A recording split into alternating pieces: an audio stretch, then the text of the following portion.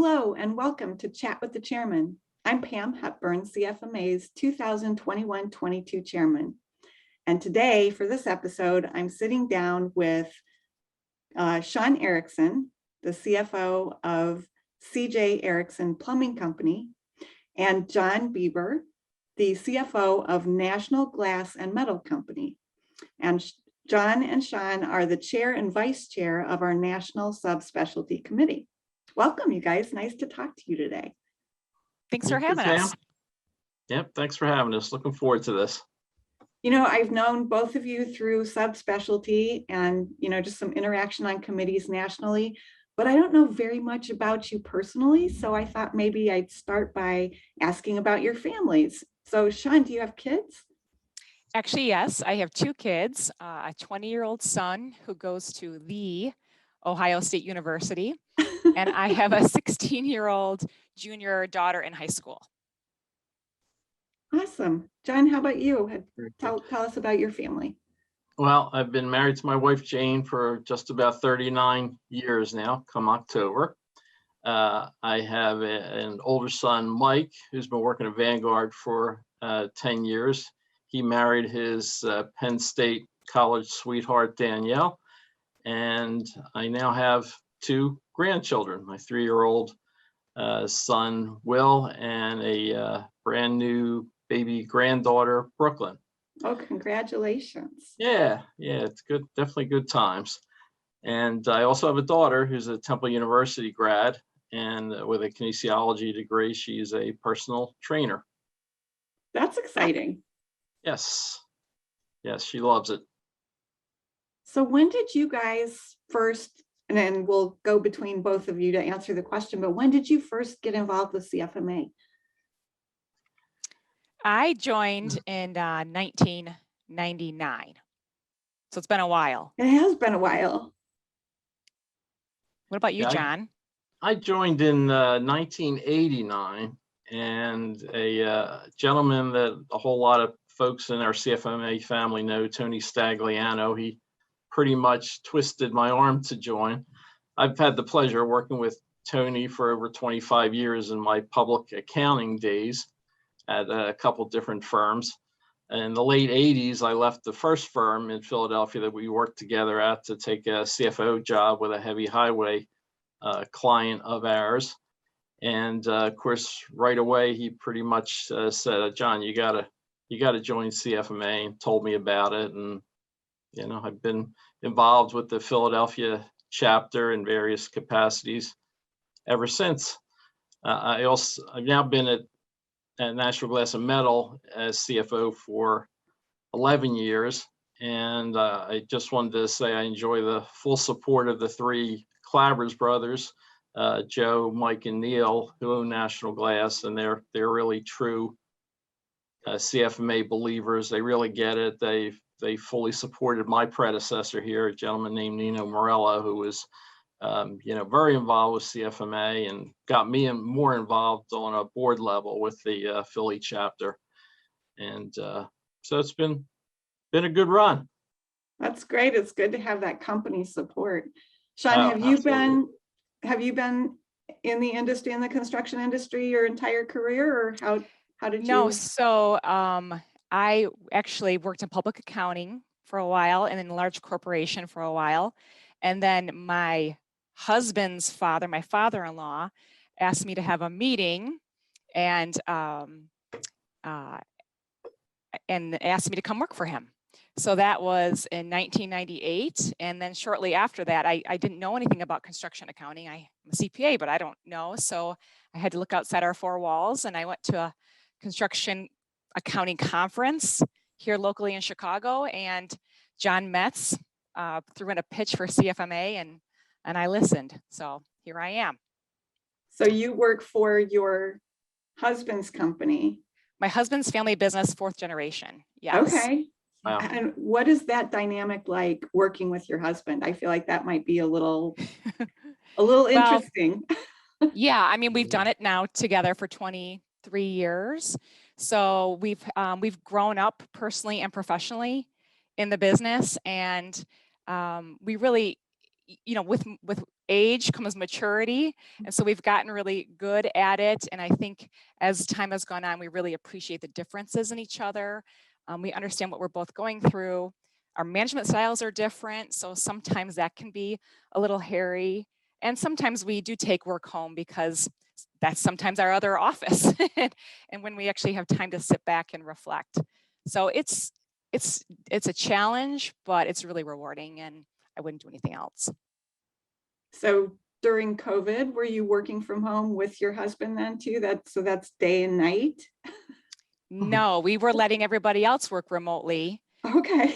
So we weren't a remote workforce prior to that. We have field employees, we have tools, we have trucks, we are a hands-on company. And so when we went remote, it was a big culture shift for us, technologically and how people worked. And so we had to be the ones getting all that set up, really. So, John, how did COVID affect your company and your work environment? Well, personally, I've spent an inordinate amount of time, it seems, over the past 16 months or however long this nightmare's been going on, just trying to keep up with the CDC guidance and along with the state and local and the guidelines from our general contractor clients and of course the project owners. A lot of our business is with meds and eds, so they're very much into regulations and safety, always have been. So that was almost a full-time job, it seemed at times. Our initial focus, of course, was just getting everybody the personal protective equipment that they needed to be safe, and the training they needed specific to COVID as that developed. Of course, our office, which is roughly 25 people, including our project managers, we shifted to remote as everybody did initially. And we finally just got back into the office June 1st of just this year. But we are allowing the office folks anyway, to continue working from home 2 days a week if they choose, which is good. And, I keep reading articles on, hey, that's the new norm. If you want to be able to hire the up and coming younger folks, they're going to expect some remote work options. So it's actually all gone surprisingly smoothly. That's great. You mentioned working for GCs and working for different owners and that type of thing. That's one of the reasons that our subspecialty committee is so important, because specialty subcontractors have all these different perspectives on how their business operates and what they need to know and do. So when did you guys first get involved with the subspecialty committee? I guess I got involved about 6 or so years ago, Pam. I was at a CFMA national conference, and Marge Weber was up in the front of the room. Marge, as you know, is a longtime member of Valley of the Sun chapter and an incredible CFMA advocate. And she was up in front of the room talking about what was then a task force, and basically looking for volunteers and telling the audience, who to contact and how to get involved if they wanted to. So that's how it got started. And as you know, Pam, because you were with the task force from the beginning with Marge and Kevin Booth and a couple of other folks, I understand you all got it rolling back in 2006. Yeah, it was a long time ago. Yeah, and I haven't been in it nearly that long, but I've been lucky to be mentored by Mike Sardo from our Washington, D.C. chapter, and then Sam Nunez from Houston. They led the transition from a task force to a full committee just over the past 4 years. So I've been very fortunate to have been involved with that and working with those guys. That's awesome. Shawn, when did you get involved with subspecialty? Well, when I first heard about it was actually because of you, Pam.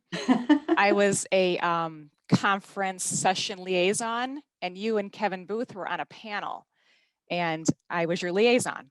And so I learned about it then, And then of course, Marge, she came my way too. I worked with her on the conference planning task force prior. And so she kind of bent my ear and said, hey, you should join this. And I joined maybe 3 years ago, and working with John and Sam. And then they asked me if I would follow John, and I thought he would be a great partner. So I said, why not? That's awesome. You guys do have a great committee going at this point. I know your executive committee liaison reported in August to us that you are a well-oiled machine. So what is that well-oiled machine working on now? Shawn, why don't you talk about Talking Trades? Yeah. So Talking Trades is a quarterly virtual newsletter that goes out to specialty contractors or anybody who's subscribed to that Talking Trades. I think it's that. And it has articles that our committee has put together, looking at different topics that specialty contractors might be interested in. Some of our members actually write them, or we find other people to write them, and that email gets blasted. But in addition, on the website, under Content Hub, you can see all those articles, and they're pushed out just even throughout the quarter, not just once a quarter. And so you can search topics and see other articles that are relevant to specialty contractors. So we're working on articles. That's fantastic. And I just wanted to take the opportunity to thank Shawn. She's done an incredible job with keeping Talking Trades moving forward, soliciting articles, being editor-in-chief, and really just with the whole transition from being kind of just a quarterly publication of a handful of articles to the new format with CFMA's new website rollout and the Content Hub. And it's now, instead of just once a quarter you hear from us with some articles, now it's an ongoing thing with new articles being posted every month, and every article, at least we think and we strive for, is very specific to specialty trade contractors and designed to help them specifically with what they need to do their jobs. Well, I know I read Talking Trades and I learn a lot from that. So thank you both and your committee for all that you do to bring the specialty subcontractor content to us. It's really, really necessary. Our pleasure. I mean, it's a real team effort with our committee and the publication subcommittee. I mean, it's we get contributions from a lot of folks and ideas from others, and they just do a great job. So it's nice to work together and get a result like that. So before being on a national committee, were you guys involved with your chapters on like committees at your chapters and committee leadership? Before we move on to that, Pam, I just wanted to also highlight a couple other functions of our committee while we were talking about it. Of course, one of our main charges is developing programs for the CFMA's national conference every year, which we're right in the heart of that effort right now, getting those programs together. But something new that Shawn and I are excited about is this social networking meeting we're going to host every other month. We formally meet as a committee every other month. So the off months, we said, hey, wouldn't it be neat to get together as a committee? No commitments. If somebody wants to join us, great. If they're too busy, that's fine too. But we just want to give the committee members an opportunity to get to know each other personally, somewhat like what we're doing here, and also help each other with any work issues or personal, for that matter, that we might have. So we have a nice group. I think I mentioned to you before, Pam, that our 13 members that we have, associate and general CFMA members on the committee, we put out a survey, to try to gauge the interest in various topics for the conference. And we got all 13 responses, which I was tickled pink about, that everybody took the time to, put their vote in there. That's great. That doesn't happen really often, that you get everybody to respond to a survey. No, that's wonderful. No, that's great. It's a good group. So how about your chapters? What have you been involved in chapter committees and chapter leadership? So I have been a member since 1999. In 2006, I became chapter president for 3 years.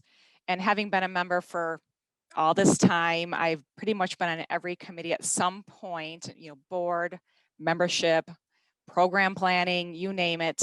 I'm currently on the membership committee, so I'm not running anything, but I'm definitely active, and they're all my friends, so I love being there with them. How about you, John? I've been a member since 1989, involved with the Philadelphia chapter primarily, although I was involved with the formation of the Central Pennsylvania chapter out in the Harrisburg area, our state capital here in PA. So that was kind of exciting for me to get involved with that and be involved with programming and membership on that committee. Back in the days when we would actually pick up the phone, divvy up the list of members and prospects and pick up the phone and divvy the list up and make phone calls to try to get people to those early meetings. So that was kind of neat. Aside from that, I've involved in various capacities with the Philadelphia chapter, including for 2 years, I was chapter president from 2014 to 2016. Still go to the Philly chapter meetings, most of which have been virtual, of course. And more of my time, CFMA efforts these days, is spent with the CFMA's Mid-Atlantic Regional Conference planning, which is coming up in another week or so. And also with CFMA's efforts promoting the CCIFP. That's fantastic. Shawn, you mentioned they're working with your friends at the chapter and still staying involved. And I know that's one of the nice things about working on a chapter is you make the friends. Also working on a national committee, you make friends across the country. So I think that friendship just gives you so much more from your membership. Yeah, I mean, before this committee, I was on the National Exec, I was on Conference Planning Task Force, the Finance Committee, and even through all of those things, I had never met John Bieber. So there you go. So get on one more committee so you meet more friends, right? Yeah, That's right. That's Yeah. our message from today. Yes. Yeah. So when you guys aren't busy working and doing all of this volunteering, what do you do for fun? Well, I'm following the White Sox these days. Being in Chicago, there are one team that we really are hoping for. Last night and the last couple of days, not so good, but we're hoping for a good playoff session here. And recently I've taken on the role of the high school music booster treasurer. So that's a new thing for me. So more volunteering. When you're not volunteering and working, you're volunteering. I'm And engaging. cheering for the White Sox. Yes. I wonder why. I wonder why it is that we always get stuck with a treasurer job when we join things. I choose not to, actually. Yeah. It's not always the most fun job. I'm a big ice hockey fan. I played ice hockey goalie way back when, many years ago, and that was a lot of fun. But I'm a big Philadelphia Flyers fan. In fact, one of my most memorable moments with CFMA was the Philly chapter had a guest speaker named Bernie Perrant, who I got to introduce at a CFMA event and sit next to for dinner. And he was kind of my idol growing up. He was, for those who are a little bit younger than me, Bernie Perrant is a Hall of Fame NHL goaltender, won the Conn Smythe Trophy in the 2 years that the Flyers last won the Stanley Cup, which was 1974 and 1975. So it's been a long haul, but that was really great for me. And again, that was a result of support of my company here and sponsoring that particular event. That's what got me the privilege of introducing Bernie. But he's a real good guy. His career was cut short, but he's been involved with the Flyers, lived locally ever since, and very involved. You see him all the time down at games. So that was definitely a real shining moment in my CFMA career. That is really fun. And I have to make it, we've talked about baseball, talked about hockey, and I have to say, go Pack, go, Packers fan. Oh yeah. like, no, No. no. So I feel like we could probably talk all day, but we all have jobs to do and things to get back to. So we're gonna have to wrap this up. Before we go, as we're ending a show, we always like to ask a question of the audience. So if you will comment in the area below, tell us who your favorite sports team is. John and Shawn, thank you very much for coming on the program. It's been a pleasure speaking with you today. To everyone watching, be sure to tune in next month when I sit down with Joe Harper. Joe is the CFO at Greater Dayton Construction Group, and he's also the chair of our National Education Committee. So tune in for that.